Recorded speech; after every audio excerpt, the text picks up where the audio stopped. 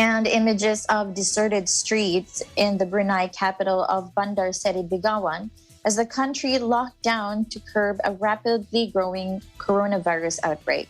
The tiny Islamic Sultanate saw a record infection count of 42 cases Monday, days after it reported its first locally transmitted COVID-19 virus case in 15 months over the weekend. Let's take a look.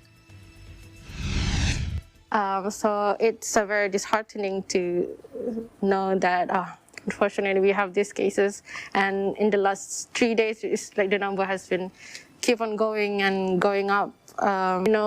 Yes, the restrictions are tighter this time around, and I hope that in the next 1 or 2 weeks we'll get to go back into some semblance of normalcy that we previously experienced last year.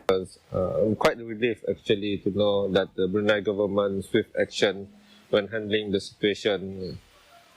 This has proven last year when Brunei government handled our first cases. We can definitely overcome this. We've done it before. The last 15 months, we did 15 months, okay?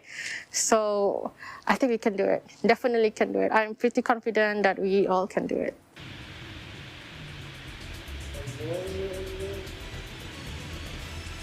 Brunei imposed strict curbs to hold the spread of COVID-19 after finding its first locally transmitted cases in the country in over a year.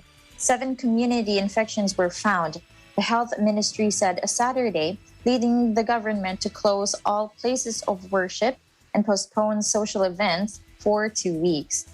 Mass events were also limited to groups of 30 people over this period as school classes were moved online and restaurants barred from serving dine-in. The tiny Islamic Sultanate has largely remained coronavirus-free, logging only 3 deaths since the pandemic began. The small nation is a home to just over 450,000 people, sharing its only land border with its much larger neighbor, Malaysia, which has so far recorded more than 1.3 million infections and more than 11,000 deaths. The country has also been steadily ramping up its vaccination process, with nearly 32% of its 450,000 people getting at least 1 jab.